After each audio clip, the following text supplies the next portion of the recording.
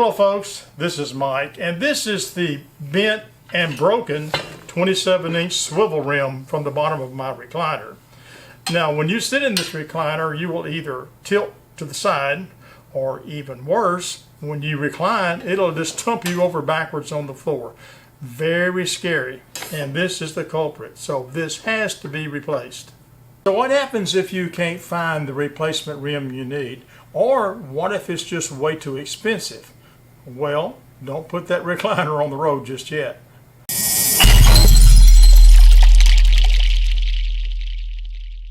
In the past, I've seen swivel recliners with wooden bases, and they worked very well. In this video, that's what we're going to do. We're going to make a plywood disc base for our recliner. And now here's what your recliner is going to look like when it's installed and finished. Now normally the 3/4 inch plywood that we would need for a 27-inch base, you would have to buy a 48-inch by 48-inch piece at the lumberyard. That was expensive. I couldn't bring myself to do it. So I just bought a 24-inch by 48-inch piece. Of course, now we have the problem of it not being wide enough, right? So what we're going to do is we're going to cut 2 semicircles out of this piece and join them. Okay? Believe me, it will work. And here you can see how the semicircles will be laid out on the board. And this is how we draw the arcs. Now, I will show you how to lay out your board, measure, and how to make this simple jig.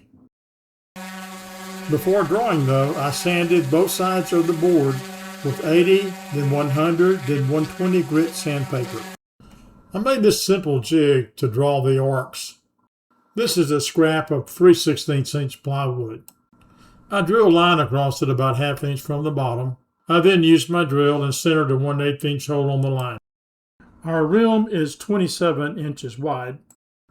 Now each semicircle will be cut at half of that, or a radius of 13.5 inches. So that's what I've laid out here, 13.5 inches to that second mark. And we will also center and drill a 1/8 inch hole on this line also. I'm going to use a number 6 finish nail as the fulcrum point for the bottom, and a sharp pencil will protrude through the top hole and actually draw the line. So let's cut the first arc. And I'm going to come down here 13.5, and I'm going to go an 1/8 inch past, just for safety. And we'll put a mark right here, okay? Take my little combo square. I'm going to extend that mark. Then I'm going to set my combo square at 1/8 of an inch, because we'll need a little space here to put our fulcrum point. I'm going to insert my nail into the fulcrum point, and I'm going to give it a little tap. Hold it close. Now, insert my pencil.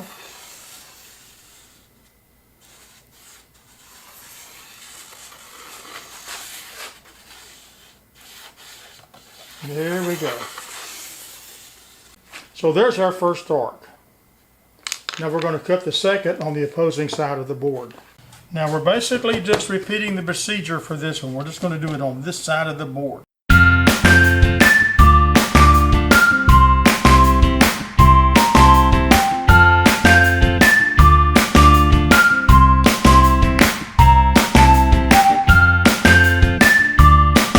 So I clamped the plywood in place, and I made sure that I won't be cutting through my bench top. And before cutting, make sure that you put on your noise and your eye protection. And to cut it, I'm going to use my handheld table saw. So take your time with this. Just follow the circle around the board, staying to the outside of the line. It may look rough, but we'll sand it later.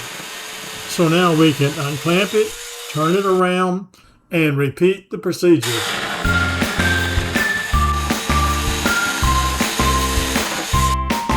Now I'm going to make the 2 different sides here, and you can see we have a real good fit. Now this piece is not scrap. We're actually going to cut this square part out of here on each side and put that on top of the circle, and that will be used for bracing and to give us more support. Now we need to measure and see how much of this board that we can actually use. And both boards measured out to be about 20 3/4 inches. So I'm going to go ahead and mark it on this side and on this side. I will extend the line with my combo square and extend the line.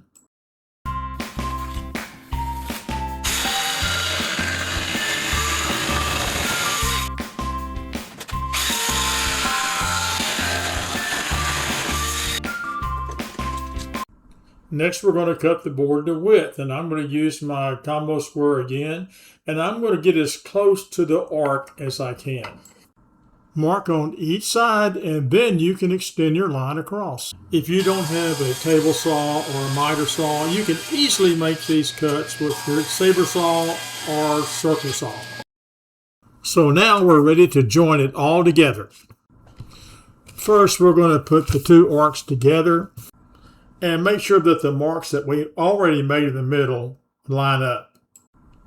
Now I'm going to take my combo square and we're going to extend those marks even further across the board. Then we'll line up the edge of our braces on these lines. Now find and mark center of your brace. I'm going to grab my combo square and extend this line down the edge of the board. So now line up the brace on those extended lines, and the little line in the middle should be in the intersection of the board. Now put the other board in place and square it up with the first board. And this is what it should look like. That will leave this much of the joint unsupported.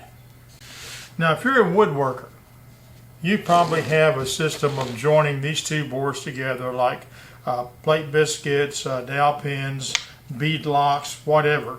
And I encourage you to do that. Now many of us don't have those systems or ability to join these. So what I'm going to do is I'm going to first attempt to just put this together and get it braced really well without using joinery method here. So what we need to do next is cut the 45-degree corners on the braces. And to do that, I'm going to measure in 3 inches from the point and make a mark. Then using the slanted side or the 45-degree side of the combo square, I'm going to extend that line and we'll do all 4 corners. Now let's go cut them. Now you can cut your 45s and it'll be ready to install. So the strategy is I'm going to put a couple of holes here, just to hold everything in place. And one thing I want to point out is that we have 2 big joints here to here, and then this joint here. And we want to put a double row of screws along each joint to make sure we adequately support this thing. When you recline, you don't want any of that separating and putting you back on the floor again. The thing we're going to do is use a number 8 countersink set at 1 1/4 inches. The screws we're using are number 8 1 1/4 inch bugle head wood screws. And we're going to have to fast forward here because it took me about 15 minutes to put in all these screws. So now everything's locked in place. We can put in screws at will. Now for this joint, I'm going to make a little mark right here and here. And I'm going to extend that across the board, and that way we won't have to guess where that joint is. We'll be sanding and painting over that later, so it won't matter. See, we want to go on each side of this all the way down. That way it cannot separate.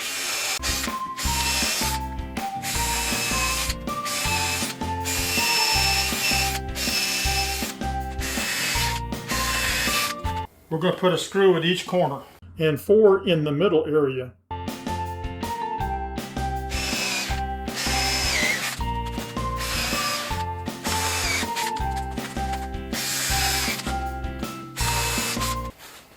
Okay, now we'll just put in screws and we'll be ready to go to the next step.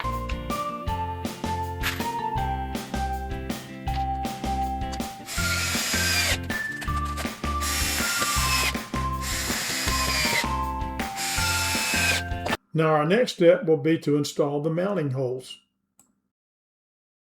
Next thing we want to do is mark our bolt pattern, transfer that to our wood piece, and drill our holes. Now this turns out to be about 10¼ inches each way, so it's perfectly square. I cut a piece of cardboard to that exact size. Next, we securely tape the cardboard to the bracket, and then we're going to take a Marks-A-Lot, and we're going to use it and mark the square bolt holes underneath the bracket. And when removed, it should pretty much exactly show you the position of the bolt holes. Let's take our cardboard pattern now and lay out our mounting holes. First, we're going to center it over this plus pattern that we made on our board. The holes we've marked are 8 inches apart. So I'm going to take my measuring stick and I'm going to measure and mark at 4 inches between each one. Then we'll take our straight edge and we'll go ahead and extend those lines across both vertically and horizontally. Now center it by matching the lines drawn on the cardboard to the center joint and the cross line we've already drawn.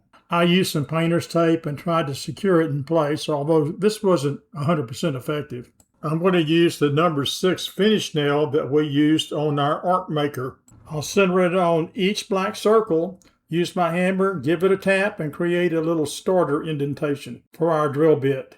I'm going to remove the cardboard, then I'm going to take a 1/8 inch twist bit and drill all 4 mounting holes all the way through both boards.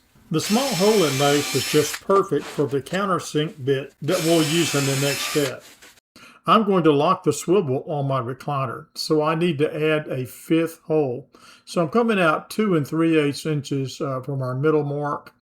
And notice that I'm making my mark right on that line that we've already drawn across the board. And we will also drill this one out with our 1/8 inch bit. I used a 3/4 inch bit here, and I drilled the holes to 3/8 of an inch deep. If you don't have a bit like this, a 3/4 inch spade bit will also work. I've turned it back over, and now we're going to drill out those 1/8 inch holes with the 5/16 inch bit. Our mounting bolts are 1/4 inch in diameter, so the reason we're using a 5/16 inch bit is so that they will slip easily through the mounting holes. After drilling these 5 holes, we'll be ready to test fit it on our base. And here's the final result. Now we're going to try out our new base. Make sure that the side with the braces on it actually goes against the mounting bracket. First, we want to make sure that all the bolt holes match. So what I'm going to do is I'm going to take some extra long bolts, about 1.5 or 2 inch, slip them through, turn the bracket to this position, and then line them up. Be sure to put in all 4 bolts to make sure that everything's going to match. And in my case, they did. Also, if you're going to lock your recliner, like I plan to do, make sure that this hole on the base matches this hole on the mounting bracket. The procedure here is to pop out 1 bolt at a time, and then replace it with one of your mounting bolts. Each bolt is inserted from the back.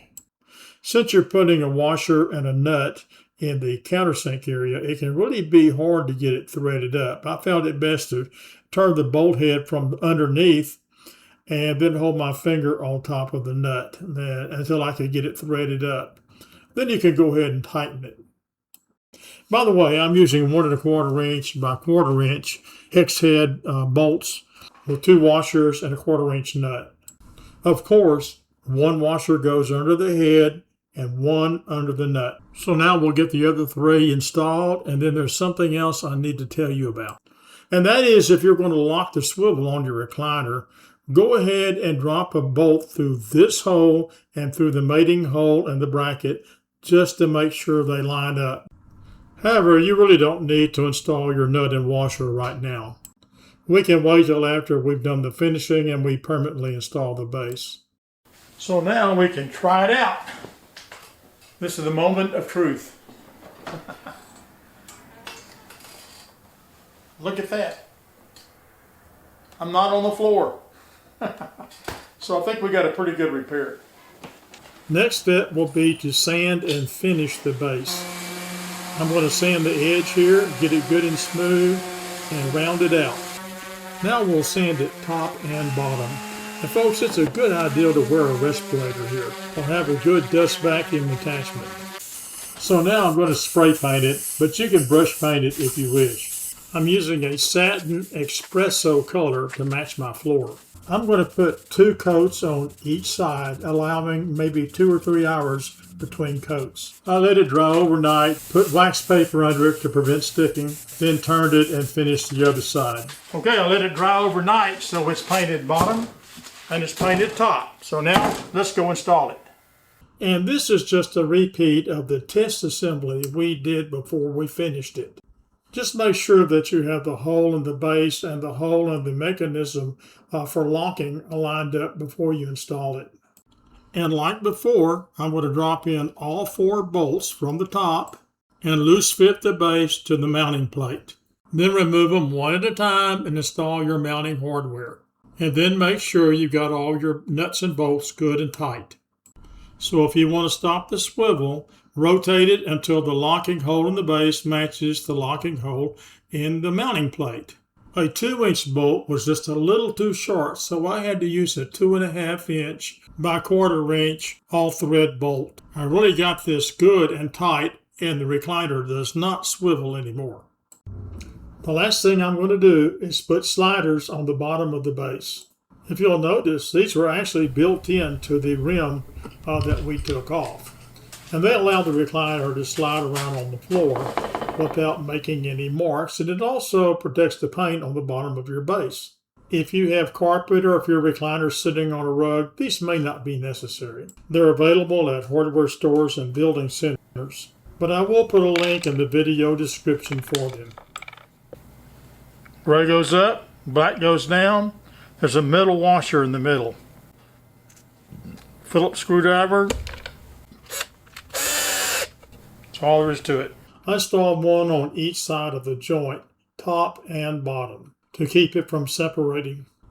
I evenly spaced some around the outside perimeter, and then I put 3 in the very middle.